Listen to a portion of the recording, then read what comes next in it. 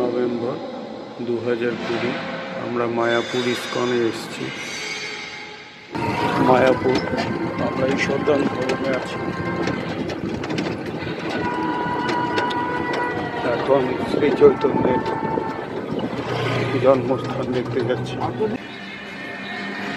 2020 14 November আমরা এসেছি মায়াপুর শ্রী চৈতন্যের জন্মস্থান।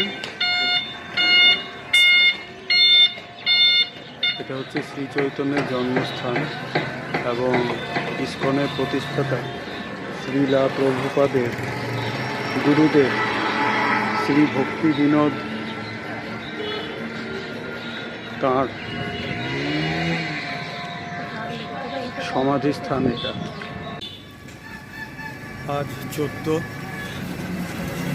নভেম্বর 2020 মায়াপুর আমরা দর্শনে এসেছি শ্রী চৈতন্য মঠ। শুরুতেই চ্যানেলটাকে সাবস্ক্রাইব করার অনুরোধ করছি, ভিডিওটাকে শেয়ার করে দিন, দেখতে থাকুন, খুব ভালো লাগবে। আজকের এই পর্বে মায়াপুরের ধর্মস্থানগুলি ঘুরে দেখানোর একটা প্রোগ্রাম হাতে নিয়েছি এবং সেগুলো আপনাদেরকেও দেখাবো। অনেক আগে এর নাম ছিল মিয়াপুর। এই জায়গায় ভক্তি বেদান্ত প্রতিষ্ঠাতা যিনি ইস্কনের শ্রীলা প্রভুপাদের ইস্কন এখানে প্রতিষ্ঠিত হয়েছে এবং এখানে ওনার জন্মস্থানও। এই পর্বে আপনাদেরকে বিশেষভাবে বৈষ্ণব ভক্তি আন্দোলনের পুরোধাদের জন্মস্থান এবং সমাধিস্থানগুলো ঘুরে দেখাবো।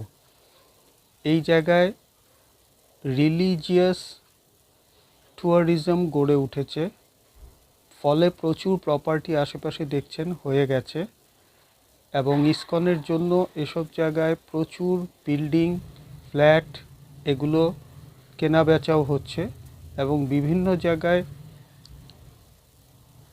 ধর্মীয় আলাপ আলোচনা, পরিবেশ, প্রার্থনা ইত্যাদি ব্যাপার সন্ধ্যা এবং সকাল উভয় সময়ে হয়ে থাকে।